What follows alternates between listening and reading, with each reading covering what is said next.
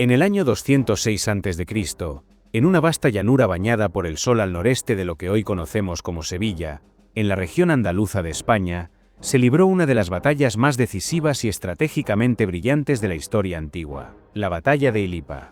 Este enfrentamiento marcó el fin del dominio cartaginés en Hispania, una región rica en recursos que abarcaba gran parte de la península ibérica, y consolidó a Publio Cornelio Escipión, quien pasaría a la historia como Escipión el Africano, como uno de los estrategas más geniales de todos los tiempos.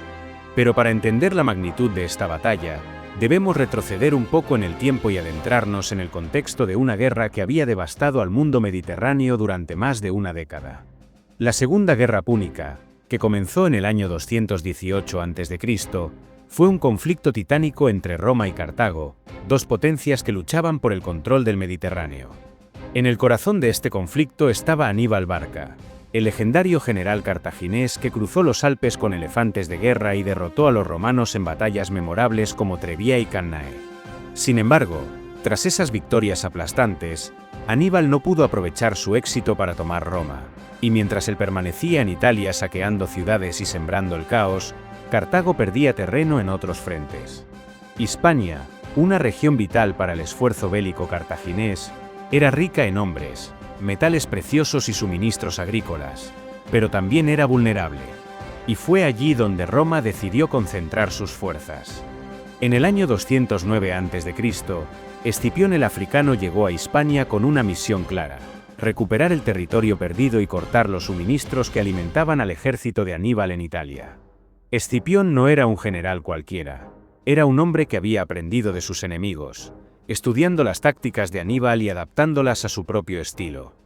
Ya había demostrado su valía al capturar la ciudad fortificada de Cartago Nova, situada en lo que hoy es Cartagena, en el sureste de España, una de las bases principales de los cartagineses en Hispania. Ahora, con esa victoria bajo su cinturón, Escipión estaba listo para enfrentarse a los hermanos de Aníbal, Asdrúbal Giscón y Magón Barca, quienes lideraban un ejército formidable. El escenario de la batalla fue una llanura cerca de la ciudad de Ilipa, situada a unos 20 kilómetros al noreste de la moderna Sevilla, en Andalucía. Allí, los cartagineses habían reunido un ejército impresionante, compuesto por soldados africanos, hispanos y mercenarios de diversas regiones. Las fuentes antiguas estiman que tenían unos 70.000 hombres, aunque probablemente este número sea exagerado.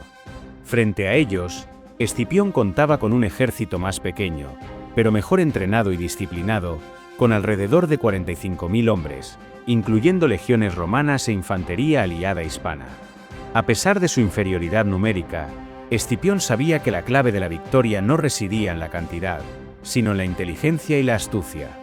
Durante varios días antes de la batalla, Escipión jugó un juego psicológico con sus enemigos.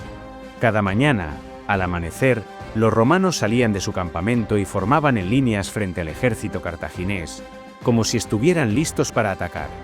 Sin embargo, nunca lo hacían.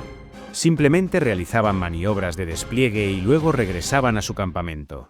Este patrón repetitivo hizo que los cartagineses bajaran la guardia, acostumbrándose a esperar un tipo específico de ataque. Era exactamente lo que Escipión quería. El día decisivo llegó cuando el sol apenas comenzaba a asomarse sobre el horizonte. Los romanos salieron de su campamento, pero esta vez todo fue diferente. Escipión había cambiado radicalmente su formación. En lugar de colocar a sus tropas más fuertes en el centro, como era habitual, puso a sus mejores legionarios en los flancos y dejó a sus aliados hispanos menos experimentados en el centro.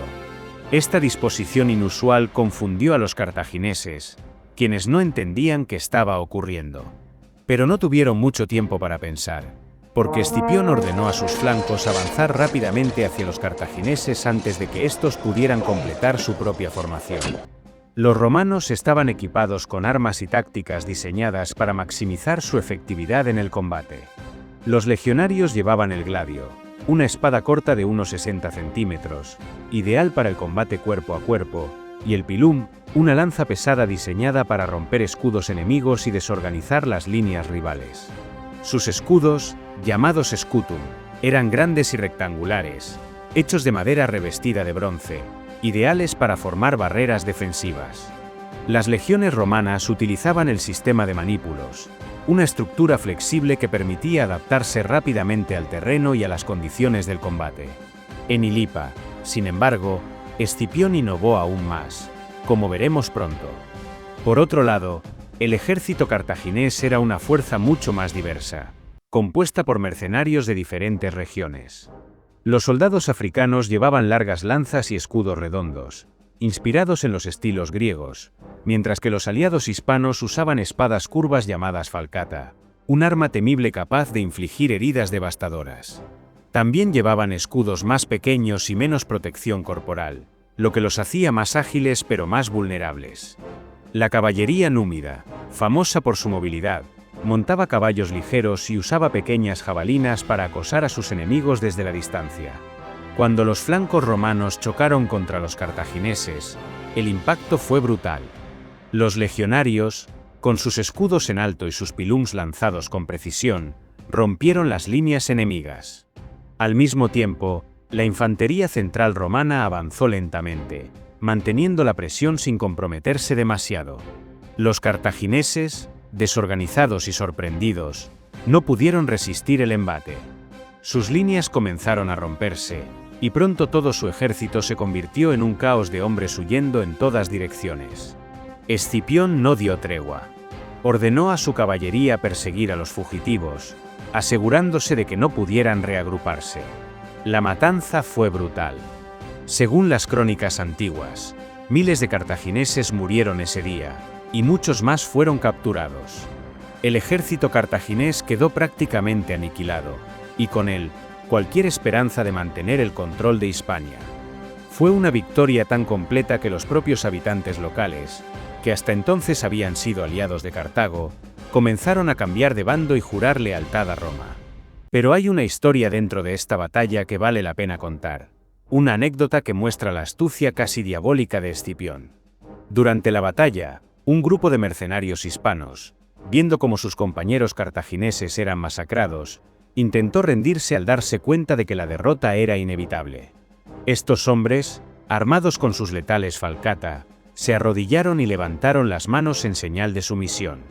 Escipión, siempre astuto, vio una oportunidad para desatar un golpe maestro. Fingiendo aceptar su rendición, Escipión ordenó a sus tropas abrir un pasillo en sus líneas y permitir que los mercenarios avanzaran hacia el centro del campo de batalla.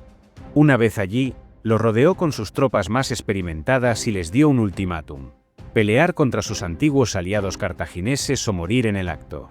Los mercenarios, atrapados entre la espada y la pared, eligieron luchar. Pero lo que sucedió después fue aún más sorprendente. Escipión utilizó a estos mismos hombres como una fuerza de choque improvisada, enviándolos directamente contra las ya desmoronadas líneas cartaginesas. Los mercenarios, furiosos y desesperados, lucharon con una ferocidad inusitada, sembrando aún más caos entre los cartagineses. Esta táctica no solo demuestra la capacidad de Escipión para pensar rápido en el campo de batalla, sino también su habilidad para manipular las emociones y las circunstancias a su favor. Convertir a los enemigos en aliados momentáneos, aunque fuera por pura necesidad, fue un movimiento que selló el destino de la batalla. Con el paso de los años, Escipión llevaría la guerra directamente al corazón de Cartago, culminando en la famosa batalla de Zama, donde finalmente derrotaría a Aníbal. Pero Ilipa fue el primer paso decisivo en ese camino, el momento en que Escipión demostró al mundo que Roma tenía un nuevo héroe, un líder capaz de enfrentarse a los mejores generales de su época y salir victorioso. Su victoria en Ilipa no solo expulsó a los cartagineses de Hispania, sino que también privó a Aníbal de una fuente crucial de recursos y refuerzos. Sin Hispania, Cartago estaba condenada a perder la guerra. Así, en aquella llanura andaluza, bajo el calor abrasador del sol y el sonido ensordecedor de las espadas chocando, se escribió una página gloriosa en la historia de Roma. Una página que recordaría a las generaciones futuras que incluso en los momentos más oscuros, la astucia, la determinación y el coraje pueden cambiar el curso de la historia. Y mientras los ecos de la batalla se desvanecían en el horizonte, Escipión miró hacia el futuro, sabiendo que su verdadero destino aún estaba por cumplirse.